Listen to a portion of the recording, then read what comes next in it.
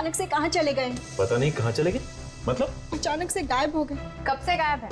परसों रात से। परसों रात से? वो परसों रात से गायब है और आपने उन्हें ढूंढने की कोशिश नहीं की? पुलिस में कोई कंप्लेन नहीं लिखवाई आपने? देखिए, परसों रात को जब मैं ऑफिस से घर आई तो मैंने देखा वो घर पर नहीं। मैंने उन्हें फोन किया पर उनका फोन बंद आ रहा था। मैंने सोचा किसी जरूरी काम से शहर से बाहर गए होंगे, वापस आ जाएंगे। विवेक, रेडी? घर की अच्छी तरह से तलाशी। देखो ये मंगत कहाँ छिपा बैठा है। वैसे कितने बजे आई थी आप ऑफिस से? जी, करीबन रात को 12 बजे। अच्छा ये बताइए कि आप काम क्या करती हैं? जी, TPS कॉल सेंटर में काम करती हूँ। सर, यहाँ पे आइए। क्यों? ये देखो खून। खून? एक मिनट, हटा के देखना और खून है क्या?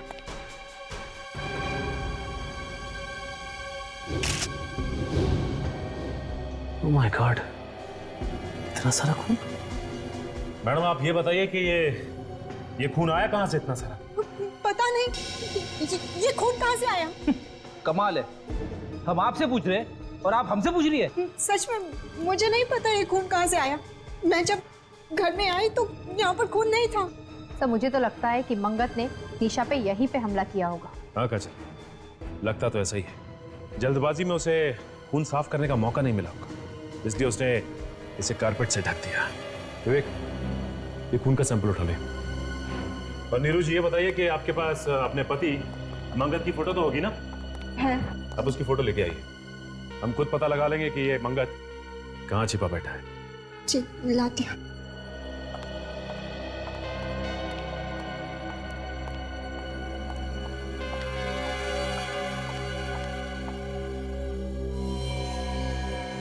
इस मंगत की फोटो को हर पुलिस स्टेशन, हर अखबार और हर न्यूज चैनल में दे दो। कोई ना कोई तो हमें इसके बारे में जरूर बताएगा। पर मैडम आपको अगर कुछ पता चले हमें जरूर बताइएगा।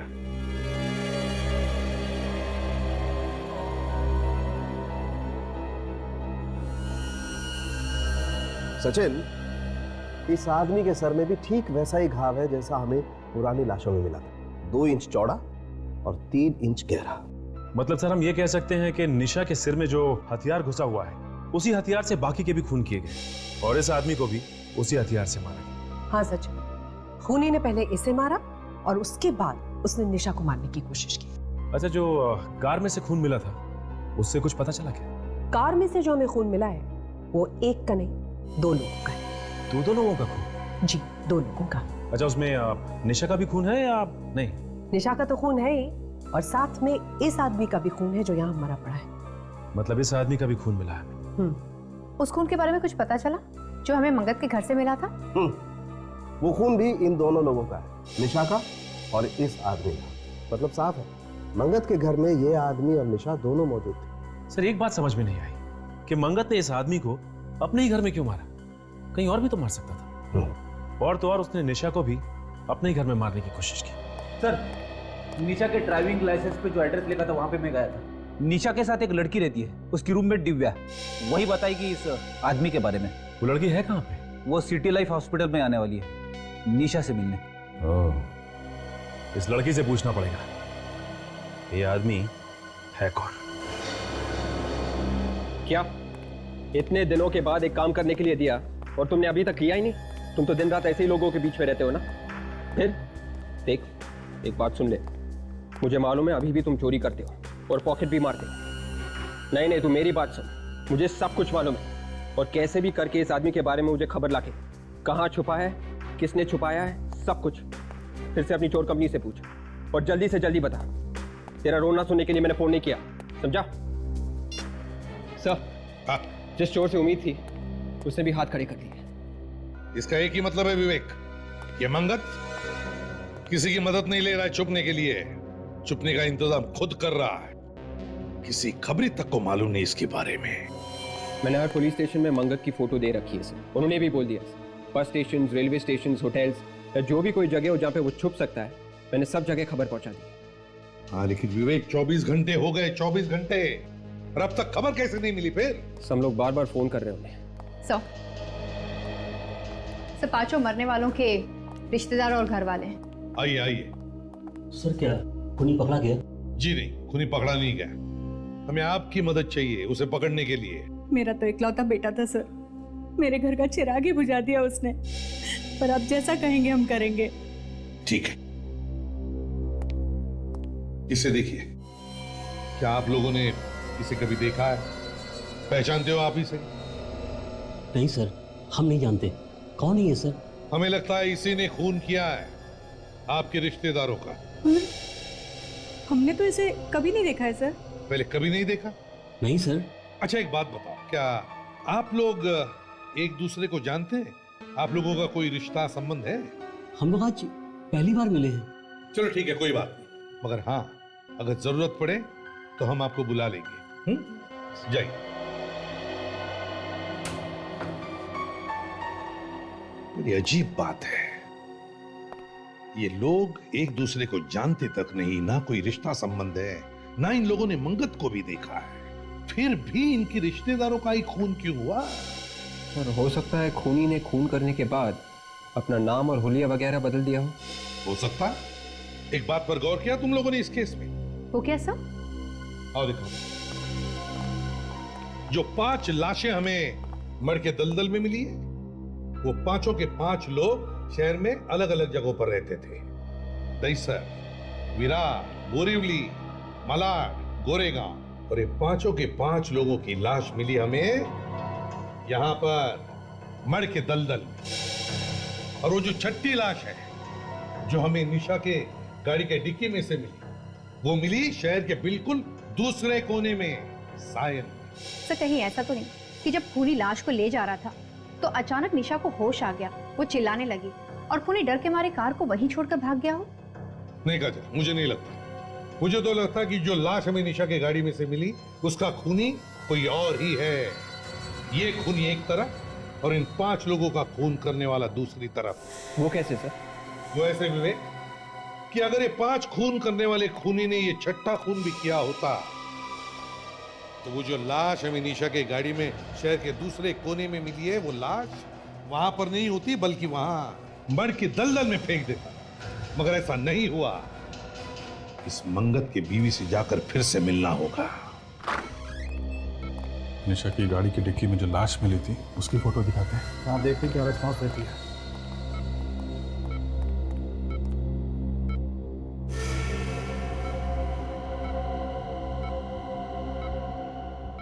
चेहरे पे खुशी आ गई है, लगता है जानती है इसे। शायद इसका कोई परिवार वाला ही होगा या और कोई करीबी। सर ये दिव्या है, निशा के साथ रहती थी।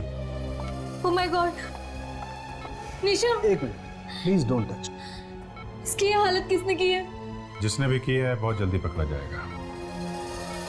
आप ये फोटो देखिए, इस आदमी को जानती हैं आप? नहीं सर, मैंने इसे कभी नहीं देखा। याद करने की कोशिश करो दिव्या, शायद तुमने इस आदमी को निशा के साथ देखा होगा या घर के आसपास कहीं घूमते हुए देखा हो। नहीं सर, मैं तो इसे पहली बार देख रही हूँ। इस आदमी की लाश हमें निशा की कार की डिक्की में मिली है। कार की डिक्की में लाश? जी, यह आदमी कहीं निशा का बॉयफ्रेंड तो नहीं था ना? बॉयफ्रेंड हो सकता है सर, लेकिन मैं इसके बारे में आप लोगों को कुछ नहीं बता सकती। क्यों? आप तो इसके साथ रहती हैं, आपको तो काफी कुछ मालूम होना चाहिए। नहीं सर, बॉयफ्रेंड के बारे में निशा ने कभी कोई बात नहीं की, ना मुझसे ना मेरे सामने। इसके बारे में कुछ भी बताना बहुत ही मुश्किल होगा। ठीक है, अभी आप जा सकते हैं, जरूरत पड़ेगी तो आपको दोबारा बुलाएंगे। जी सर। Thank you.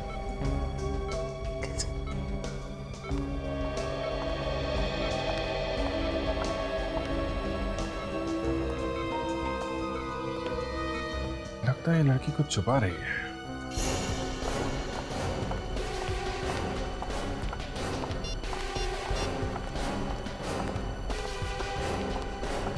इसका तो मोबाइल स्विच ऑफ आ रहा है। और ये क्या है? घर पे भी ताला लगा हुआ। ये नीरू गई कहाँ? मोबाइल भी ऑफ आ रहा है। मंगत के गायब होने के पीछे कहीं इस नीरू का हाथ तो नहीं है? पहले अपने पति को ले जाके कहीं पे छुपा दिया और फिर खुद उसके पास पहुंची। हो सकता है विवेक, लेकिन इस वक्त कुछ भी कहना जल्दबाजी होगी। अरे भाई साहब इधर आइए जरा। आप नीरू जी के पड़ोसी हैं ना? हाँ जी। ये बताइए कि ये नीरू गई कहाँ है? ताला लगाए घर पे? ये तो उसी वक्त यहाँ से निकल गई थी जब आप लोग यहाँ आए थे। क्या उसी वक्त से गायब है? हाँ, उसी वक्त निकल गई थी और तब से अब तक वापस नहीं है। अभी कैसे पता चलेगा कि ये दोनों गए कहाँ? अच्छा, ये मंगत सोमगम पेट्रोल पंप का मैनेजर है ना? हाँ। वहीं से कुछ ना कुछ पता चलेगा।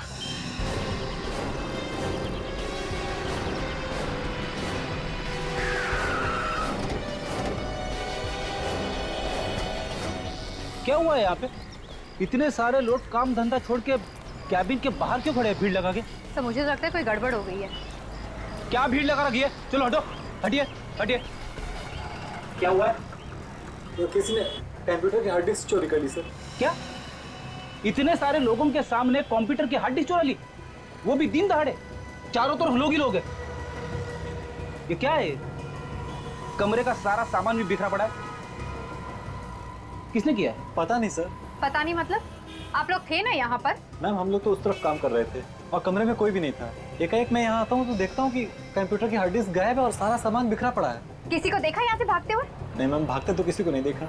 नहीं, तुम झूठ बोल रहे हो। सर मैं झूठ क्यों बोलूंगा सर, मैं तो पहले ही से डरा हुआ हूँ। हार्ड डिस्क चोरी हो गई, उसमें सारे रिकॉर्ड थे। अब मालिक अलग से तंग करेगा। एम्प्लॉइज का सारा रिकॉर्ड्स भी था उसमें?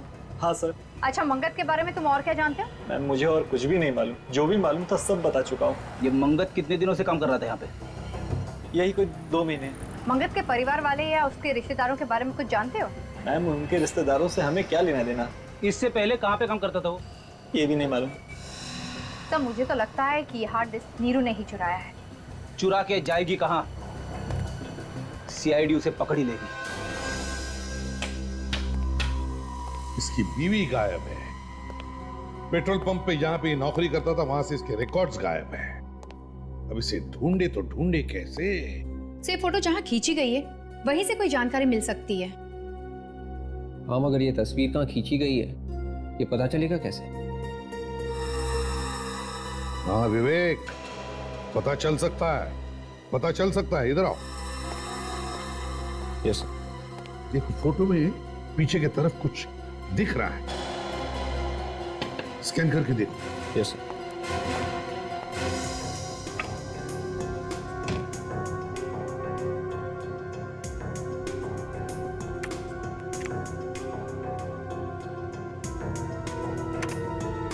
सर ये देखो विवेक, इस आदमी के पीछे देखो, है ना एक लाइट रखी गई है, वैसी लाइट जैसे एक फोटो स्टूडियो में रखी होती है फोटो खींचते वक्त। हाँ सर। लगता है ये फोटो किसी फोटो स्टूडियो में खींचा गया है। लगता तो वही है। और जरा जूम करो इसमें।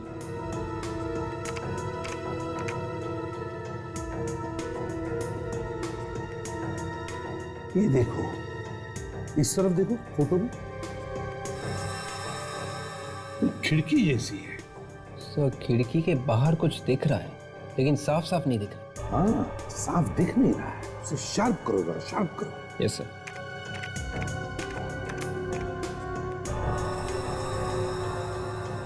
हाँ हाँ,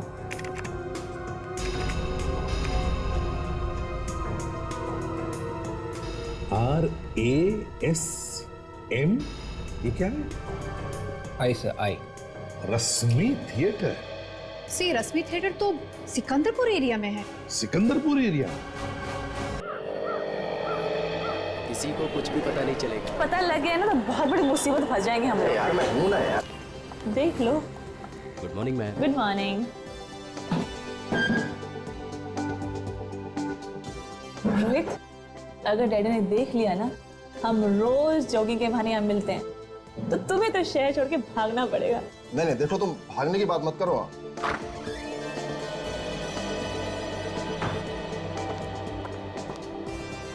तो पानी वानी दिया?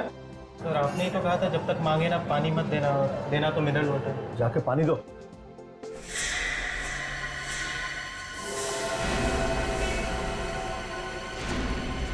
ये कौन है?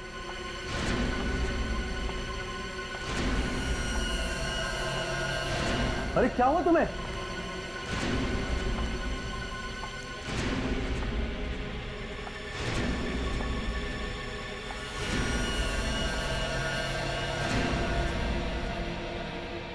कहना चाहती हो? खून? भाई भाई लोगों से तुम कुछ कहना चाहते हो? अरे क्या हो सर्दी को? भाई फोन करो सीआईडी को। मैं कहती। Hello hello CID.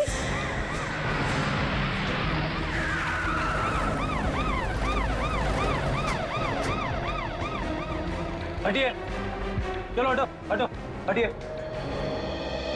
आप लोग भी आइए बात प्लीज, आइए। हटिए चलो।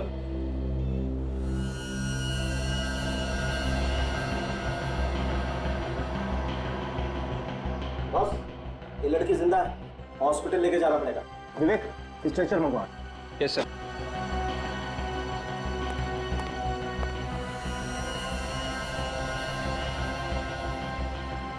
कौन है ये पता नहीं चल रहा है। अच्छा ये बताइए कि आप इस लड़की को जानते हैं? नहीं सर, हमने इसे पहले कभी नहीं देखा। इस लड़की को किसी ने मारने की कोशिश की है। सर हम लोग तो अंदर ही थे सर, जो भी हुआ भारी हुआ, और ये बाहर से अंदर सर इसी हालत में आई थी। सर शायद कोई नुकीला हथियार घुसा है सर में। हाँ फ्रेडी, और ये हथियार बहुत अंदर तक घुसा हुआ है। सर इसे बाहर नहीं निकाल सकते क्या? नहीं नहीं, यहाँ पर नहीं निकाल सकते। देखो काफी खून बह गया है, इस हथियार को ऑपरेशन के बाद ही निकाल सकते हैं। इसे हॉस्पिटल लेके जाना पड़ेगा। चलिए चलिए, जल्दी जल्दी चलो जल्दी करो। चल संभाल के ले आओ, संभाल के।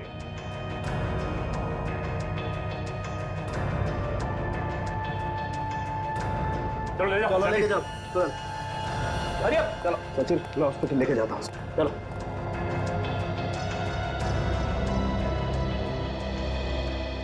आप लोग प्लीज आगे आइए, प्लीज। अच्छा ये बताइए कि ये लड़की ये आप लोगों के सामने आई थी ना? Yes sir. तो आप लोगों को पता कैसे नहीं कुछ? अरे कम से कम ये तो बताइए, कोई था उस लड़की के साथ? नहीं सर, आई तो अकेले ही थी, पर कुछ कहने की कोशिश कर रही थी, लेकिन समझ नहीं आ रहा था क्या कहना चाहती है। सर ऐसा लग रहा था जैसे वो हमला करने वाले के बारे में कुछ बताना चाहती है। इसका मतलब हमला कहीं आसपास ही हुआ है। हाँ, और अगर हमला यहीं कहीं हुआ है तो जरूर किसी न किसी ने तो देखा ही होगा। अच्छी बात है अगर किसी ने देखा है तो। एक काम करते हैं, सड़क पे यहाँ आसपास पूछताछ करते हैं। एक काम करते हैं, बाजू वाली दुकान खुली है, इससे पूछते हैं। भाई साहब जरा यहाँ आइए। कहिए। अच्छा ये बताइए कि यहाँ पे कुछ लोगों को एक लड़की पे हमला करते हुए देखा क्या? उसको मारने की कोशिश की किसी ने? लड़की पे हमला? नहीं, मैंने तो ऐसा कुछ नहीं देखा। मैं तो अभी अभी आया हूँ, अभी अभी दुकान खुली है। आप बाजू वाले से पूछिए, वो जल्दी आता है, शायद उसने देखा हो। ठीक है, थैंक यू। सुनिए। बोलिए, क्या चाहिए? एक छोटी सी जानकारी चाहिए। पूछिए। अच्छा ये बताइए कि यहाँ पे आसपास आपने कुछ लोगों को एक लड़की पे हमला करते हुए देखा क्या? उसकी जान लेने की कोशिश की है किसी ने? नहीं तो मैंने तो नहीं देखा। देखिए, उस लड़की पे हमला यहीं कहीं हुआ। यहीं पर हुआ है? तो मैंने कैसे नहीं देखा? वही तो हम पूछ रहे हैं, देखा कैसे नहीं? शायद सुबह आने से पहले हुआ हो, क्योंकि जब मैं आया था तब कोई शोर शराबा भी नहीं था। ठीक है, थैंक्स। बड़ी अजीब बात है, लड़की पे हमला हुआ और किसी ने देखा तक नहीं। पहले भी ऐसा हो चुका है। बिल्कुल ऐसे ही वार किया गया था सिर पे। उसमें भी मरने वाले के सिर पे नोकीली चीज से पीछे ही वार किया गया था। एक काम करता हूँ, मैं इस केस के बारे में एसीपी सर को इन्फॉर्म कर देता हूँ।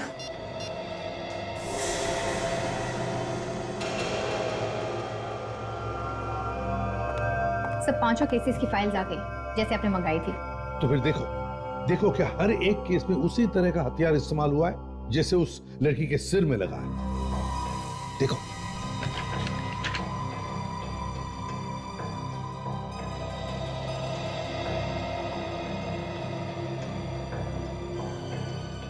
हाँ सर, हथियार तो एकदम वैसा ही है जैसे बाकी के केस रिपोर्ट में दिखाया गया है। और सर पोस्टमार्टम की रिपोर्ट में लिखा है कि इन 5 के खून एक ही तरीके से किए गए हैं। और एक बात नोटिस की तुमने इन 5 केसेस में? ये 5 के 5 खून 3 साल में हुए, मगर हर खून के बीच में 6 महीने का समय बीता है। और सर रिपोर्ट्स में ये भी लिखा है कि 5 की लाशें मठ के किसी दलदल में पड़ी मिली।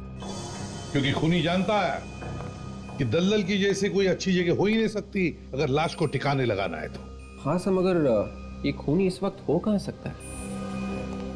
क्या पता विवेक, लेकिन है तो बड़ा चालाक। इसलिए उसने अपने पीछे कोई सबूत नहीं छोड़ा है।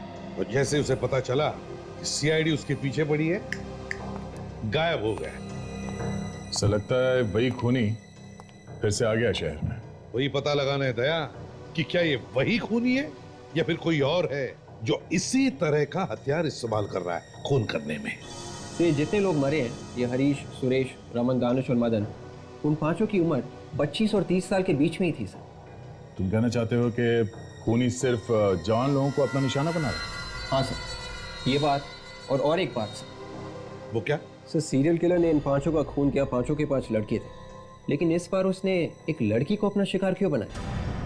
ये बात तो है, एक बार ये लड़की ठीक हो जाए ना तो सारे सवालों का जवाब मिल जाएगा। अब कैसे आ रहे थे इस लड़की के डॉक्टर साहब? अभी तक तो वैसे ही है विजय। डॉक्टर साहब अभी तक ये हथियार निकाला ना इसके सिर में से? नहीं, ऐसे तो ये लड़की मर जाएगी। नहीं दया, बल्कि जब तक ये हथियार इस लड़की के सर में है तब तक ये लड़की जिंदा तो है। अगर ये हथियार बाहर निकाल दिया तो बहुत कुछ भी हो सकता है। मतलब मौत? हाँ। बड़ा अजीब चक्कर है, हथियार अंदर है तो भी प्रॉब्लम है और निकाला तो मौत। देखो मैं बताता हूँ, ये हथियार इस लड़की की खोपड़ी में घुस गया, और अगर इस हथियार का ये नुकीला वाला हिस्सा अगर इस लड़की की खोपड़ी में दिमाग तक घुस जाता तो बहुत इस लड़की का बचना मुश्किल था। और डॉक्टर साहब कोई और रास्ता तो होगा इस लड़की को बचाने का? नहीं दे, कोई तरीका नहीं, क्योंकि अगर हमने इस हथियार को जरा सा भी छेड़ा तो बॉस हो सकता है इस लड़की के दिमाग की नसों को नुकसान पहुंच जाए। फिर हो सकता है इस लड़की को पैरालिसिस हो जाए, हो सकता है इसको दिखाई देना बंद हो जाए, इसका बोलना बंद हो जाए, कुछ भी। इसका जिंदा बचना बहुत जरूरी है हमारे लिए डॉक्टर साहब। किसी तरीके से अगर इसे होश आ जाए और ये कुछ बता दे, क्योंकि खूनी को तो इसने देखा ही होगा ना। हाँ वो तो ठीक है अभिजीत, लेकिन पहले तो ये देखना पड़ेगा कि इस लड़की को कुछ याद भी रहता है कि नहीं। डॉक्टर साहब इसे बैठे रहने से काम नहीं चलेगा, कोई ना कोई रास्ता तो निकालना ही पड़ेगा। हाँ वो सर, लेकिन कोई भी रिस्क लेने से पहले हमें इसके घर वालों से परमिशन लेनी पड़ेगी, प्लीज। डॉक्टर साहब पहले पता तो चले कि इसके घर वाले हैं कौन, तब परमिशन लेंगे ना। अभिजीत चिंता मत करो, मैंने अखबारों में और न्यूज चैनल्स में खबर दे दी है, शायद कोई आ जाए। ये क्या कर दिया डॉक्टर साहब आपने? क्यों? अरे इश्तिहार पढ़ के खूनी यहाँ दोबारा आ गया और इस पे हमला किया तो क्या करेंगे? और सर एक बात मैं आपको बता दूं, अगर इस खूनी ने इस पे फिर से हमला किया तो ये बेचारी तो चिल्ला भी नहीं पाएगी। इसके सिक्योरिटी का भी इंतजाम हो जाएगा। क्या कर दिया डॉक्टर साहब, अब इसके पहले कि खूनी इस तक पहुंचे हमें खूनी तक पहुंचना होगा किसी भी तरीके से। चिंता मत करो अभिजीत, एक उपाय है मेरे पास। अभिजीत, अगर हमारी याददाश्त चली भी जाती है तो भी कुछ चीजों की छाप हमेशा के लिए उसके दिमाग में रह जाती है, जैसे कि आखिरी वक्त में उसने क्या किया, वो किन किन लोगों से मिला, उसके साथ क्या हुआ। वो कोई भी चीज या वो कोई भी घटना अगर दोबारा से उसके सामने लाएं तो उसके दिमाग में एक हलचल मच जाती। इसके चेहरे के हाव भाव से हम पता लगा सकते हैं कि इसने आखिरी बार क्या देखा था। हाँ अभिजीत, इस प्रोजेक्टर पे हम इसे कुछ चीजें, कुछ लोग, कुछ जगह, कुछ घटनाएं दिखाएंगे, फिर देखेंगे इस पर क्या रिएक्शन। ठीक है डॉक्टर साहब।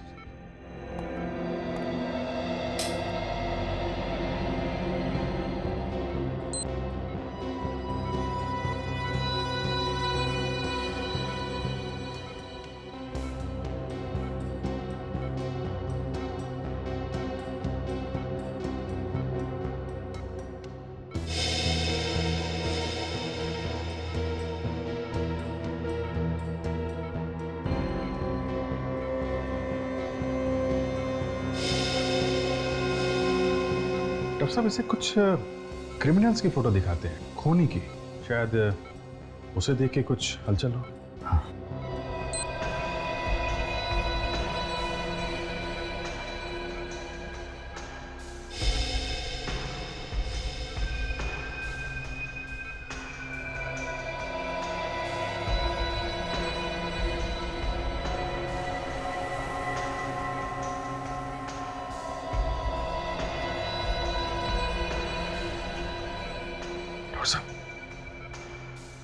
कुछ चेहरे पे हलचल है, एक्सप्रेशन चेंज हुए इसके। वो पिछली वाली फोटो फिर से लगाइए।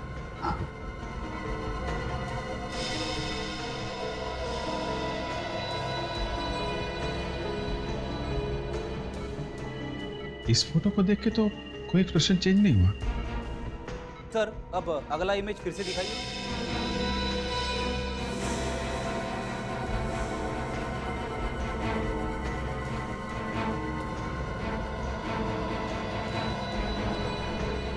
रिएक्ट कर रही है, ये चक्कर क्या है? मैं समझ गया अभिजीत। देखो, इस लड़की ने उस बिल्डिंग पर रिएक्ट किया जहां पर सूरज की रोशनी सीधी बिल्डिंग पे पड़ती है। इसका मतलब साफ है, इस पर हमला ऐसी बिल्डिंग के आसपास किया गया है जहां पर ये सूरज की रोशनी सीधी पड़ती है और रिफ्लेक्ट होकर आती है। मगर सर ये बिल्डिंग तो यहाँ की नहीं लग रही है। कोई बात नहीं फ्रेडी, इससे मिलती जुलती कोई दूसरी बिल्डिंग होगी। इस लड़की पे हमला सुबह हुआ है कॉफी शॉप में, तो हमें पता लगाना पड़ेगा कि उस वक्त आसपास ऐसी कौन सी बिल्डिंग है जिस पर सूरज की रोशनी पड़ती है। वहीं से कुछ पता चलेगा।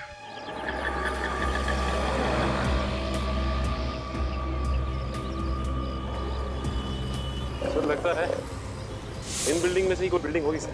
हाँ, लगता तो ऐसे ही है। चलो चेक करते हैं बॉस, इससे पहले कि टाइम निकल जाए, चेक कर लेते हैं।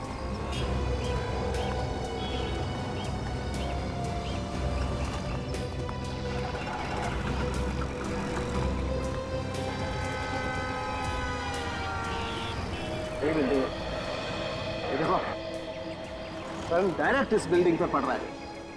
सर ये तो बिल्कुल वैसी बिल्डिंग है जैसे प्रोजेक्टर से देखी थी हमने। बिल्कुल बिल्कुल फ्रेडी, तुम ठीक कह रहे हो, ऐसी ही बिल्डिंग है। इसका मतलब इस बिल्डिंग के आसपास ही कुछ ना कुछ हुआ है उस लड़की को। सर अगर इसके आसपास ही कुछ हुआ है तो हमें यहाँ कुछ ना कुछ मिलना चाहिए। बिल्कुल मिलना चाहिए, चलो चेक करते हैं। एक मिनट सचिन, ये कुछ खून जैसा है। यस बॉस, ये तो खून ही है।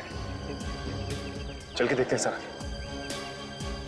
सचिन ये देखो खून के निशान इस तरफ। सर उनके साथ देखते ही ये खून के निशान कहाँ तक जाते हैं।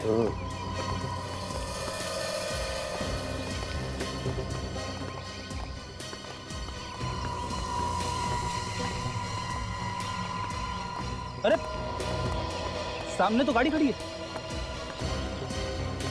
हाँ यार, ये खून के निशान गाड़ी तक जा रहे हैं। इसका मतलब गाड़ी में जरूर कुछ ना कुछ है। देखो कहाँ पर है निशान।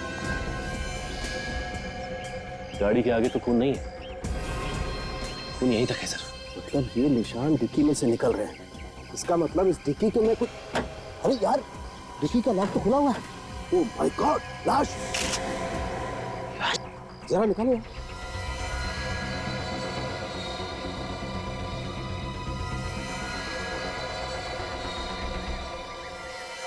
खून निकल कहां से रहा है इसके?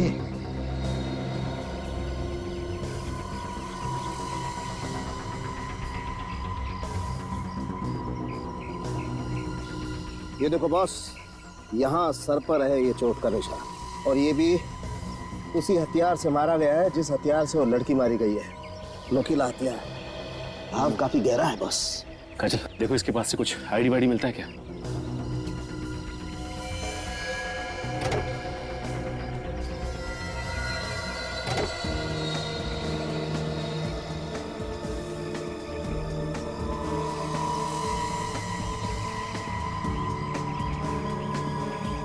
है कुछ?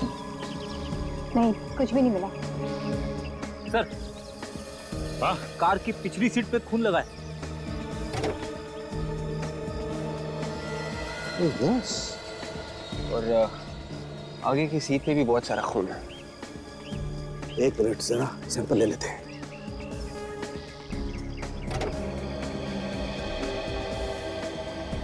गाड़ी में तो चारों तरफ खून ही खून है। इसका मतलब यह है कि इस लड़की पे हमला इस गाड़ी के अंदर ही हुआ है।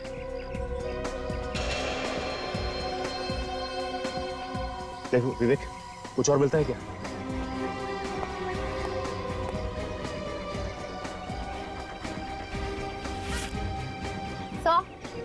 एक पर्स भी मिला है। क्या? एक लाइसेंस मिला है, निशा के नाम पे है। तो कहीं ये वही लड़की तो नहीं जो हॉस्पिटल में है?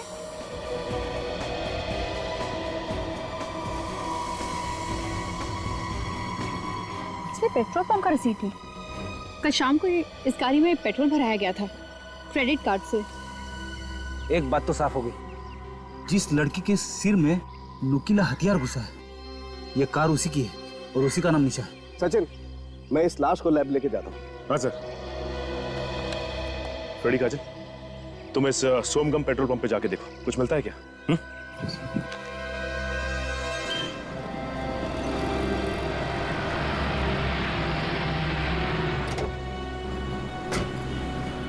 अरे सुनो, ये लड़की यहाँ पे आई थी क्या पेट्रोल भरवाने?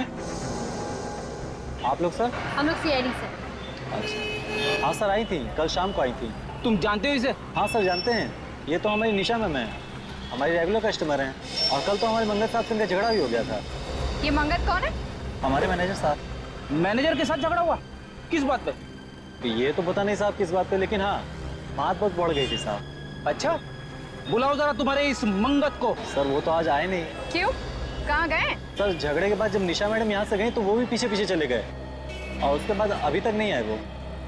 सर मुझे तो लगता है ये मंगत ही है जिसने निशा पे हमला किया। नहीं मैम, ऐसा क्यों करेंगे वो? मंगत साहब और निशा मैम तो आपस में दोस्त हैं।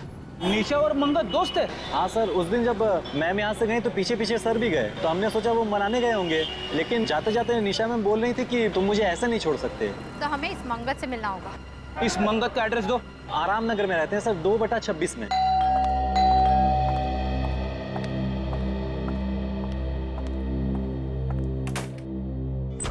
जी कहिए। मंगत कहाँ है? आप ऐसे घर में कैसे घुसते? आप लोग हैं कौन? हम लोग सीआईडी से। सीआईडी मेरे घर में? जी हाँ, सीआईडी आपके घर में। ये बताइए कि आप हैं कौन? मैं नीरू, मंगत की पत्नी। आपके पति मंगत ने निशा का खून करने की कोशिश की है। What? खून? जी हाँ। कौन निशा? मेरे पति ऐसा नहीं कर सकते। मगर उन्होंने ऐसा किया है। वो लड़की निशा हॉस्पिटल में जिंदगी और मौत के बीच में झूल रही है। ये बताइए कि आपका पति मंगत है कहाँ इस वक्त? जी मुझे नहीं मालूम, वो पता नहीं। रास्ते के दोनों तरफ ध्यान रखो, देखो यहीं कहीं होना चाहिए।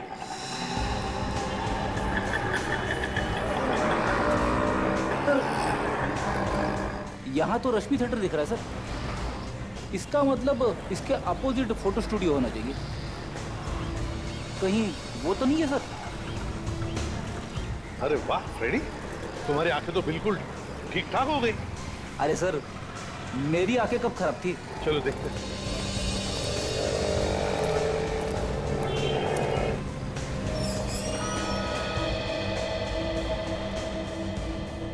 यही वो स्टूडियो है। हाँ सर, ये वही स्टूडियो है जिसे आप ढूंढ रहे हैं। हमारे किसी कस्टमर ने भेजा हुआ आपको। जी नहीं। इसे पहचानते हो आप? मेरे ख्याल से ये फोटो यहीं पे आप ही के स्टूडियो में खींची गई है। हाँ सर, ये फोटो मैंने खींची थी ऊपर वाले माले पर। ये मेरे चाचा का लड़का रोहित है। क्या कहा इसका नाम? रोहित? ये रोहित कैसे हो सकता है? ये तो मंगत है। अरे सर, भाई मेरा है सर, मैं नहीं पहचानूंगा सर। सर हुआ क्या है ये तो बताइए। हम लोग सीआईडी से हैं। 2 खून किए हैं आपके इस भाई ने, समझे? 2 खून? हाँ 2 खून चाहिए हमें वो। सर ये तो आपको नहीं मिल पाएगा सर। बकवास बंद करो और बताओ कहाँ पर है ये। सर ये तो 2 साल पहले मर चुका है। ये 2 साल पहले मर चुका? हाँ सर। तो फिर नीरू ने इसे मंगत बताकर हमें ये फोटो क्यों दिया? नीरू भाभी ने आपको फोटो दिया ये? क्या नीरू आपकी भाभी है? हाँ सर, वो मेरी भाभी है। और मंगत ये है सर। ये मंगत है? हाँ सर। सर ये तो वही आदमी है जिसकी लाश हमें निशा की गाड़ी के डिक्की में से मिली थी। वही तो। नीरू ने हमसे झूठ क्यों बोला? नीरू ने हमसे झूठ क्यों बोला? कहीं नीरू का कोई संबंध तो नहीं इन दोनों खून में? एक बात बताओ, इन दोनों पति पत्नी के बीच में, मेरा मतलब है मंगत और नीरू के बीच में संबंध कैसे थे? सर रोज तीसरे दिन लड़ाइयाँ होती थी आपस में। अब भी कुछ दिन पहले गया था, किसी लड़की के चक्कर में तलाक वलाक की बातें हो रही थी। किसी लड़की के चक्कर में? सर कहीं वो लड़की निशा ही तो नहीं है? वो पेट्रोल पंप वाला भी ऐसा ही कुछ बता रहा था ना? बिल्कुल सही है, बिल्कुल सही। अब सब कुछ समझ में आ रहा है। पेट्रोल पंप से निकलने के बाद मंगत जब निशा को मनाने के लिए अपने घर ले गया, वहां पर नीरू ने उन दोनों को देख लिया और गुस्से में आकर उसने उन दोनों का खून कर दिया। फिर इन दोनों की लाश ठिकाने लगाने के लिए उसने गाड़ी में लाशें रखी और वो निकल पड़ी। बीच रास्ते में निशा को होश आ गया, वो चिल्लाने लगी। जैसे वो चिल्लाने लगी, नीरू डर गई और गाड़ी छोड़कर वहां से भाग गई। अब निशा जिंदा है ये नीरू को पता है और इसीलिए वो निशा का खून करने की कोशिश करेगी। एक काम करो, ये 5 लोग जो मरे हैं इनके रिश्तेदारों से जाकर मिलो और उन्हें नीरू और निशा के फोटोग्राफ दिखाओ और पूछो क्या उनमें से कोई भी इन दोनों को जानता है क्या?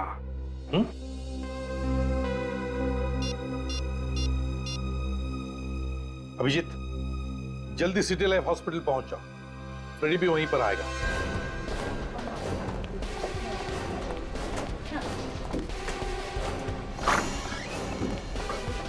अरे क्या हुआ अभिजीत, अचानक हॉस्पिटल में? यहाँ की खबर तो मैंने दी थी ना तुम्हें। डॉक्टर साहब, जितने भी खून हो रहे हैं उन सबके पीछे नीरू का हाथ है। उसी ने इसके ऊपर हमला किया था और फिर से हमला करने की कोशिश करेगी वो। अरे लेकिन यहाँ इतनी सिक्योरिटी है, वो आ कैसे सकती है? कुछ भी हो सकता है डॉक्टर साहब, होशियार तो रहना ही पड़ेगा। हेलो, सीनियर इंस्पेक्टर अभिजीत है। सर, मेरी बात ध्यान से सुनिए। इस हॉस्पिटल में किसी ने बॉम्ब रखा है। व्हाट? आप कौन बोल रही हैं? सर, उससे आपको क्या लेना देना है? पहले आप उस मासूम जिंदगी को बचाओ। हेलो, आप बोल कौन रही है बताइए। हेलो हेलो, क्या हुआ क्या? डॉक्टर साहब, एक लड़की का फोन था, उसने बोला है कि इस हॉस्पिटल में उसने एक बॉम्ब रख दिया है। हाँ, इसके पहले लोगों को पता चले और यहाँ पे पैनिक हो, हमें उसे ढूंढना पड़ेगा। बिल्कुल। अजय, तुम यहीं रखो और इसका ध्यान रखना।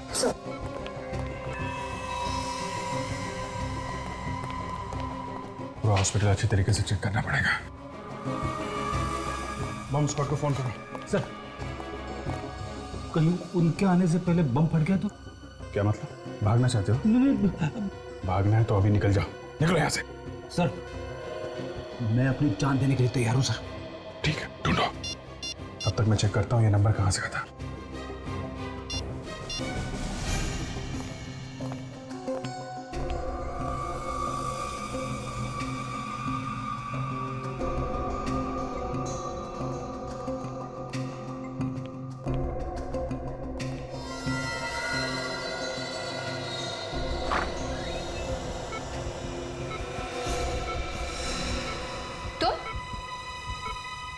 तुम यहाँ क्या कर रही हो? हट मेरे रास्ते से। Hello hello, city hospital? City hospital? ये सिटी हॉस्पिटल का नंबर है? हाँ सर, क्या हुआ? नहीं, कुछ नहीं, मैं आपको बाद में फोन करता हूँ। मैंने कहा हट जाओ मेरे रास्ते से। अपने आप को हमारे हवाले कर दो। मैंने कहा हट जाओ मेरे रास्ते से।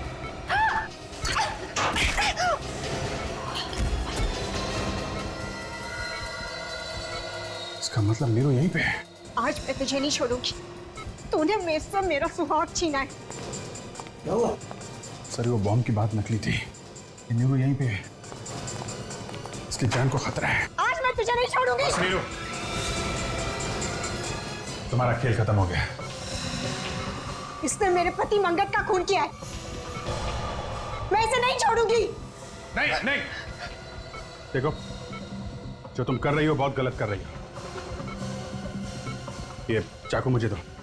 मैंने कहा हट जाओ मेरे रास्ते से। जाओ यहाँ से। देखो, अगर इसने कुछ किया तो इसकी सजा कानून देगा। ये चाकू दो मुझे। नहीं दूंगी, कहा ना। चाकू दो।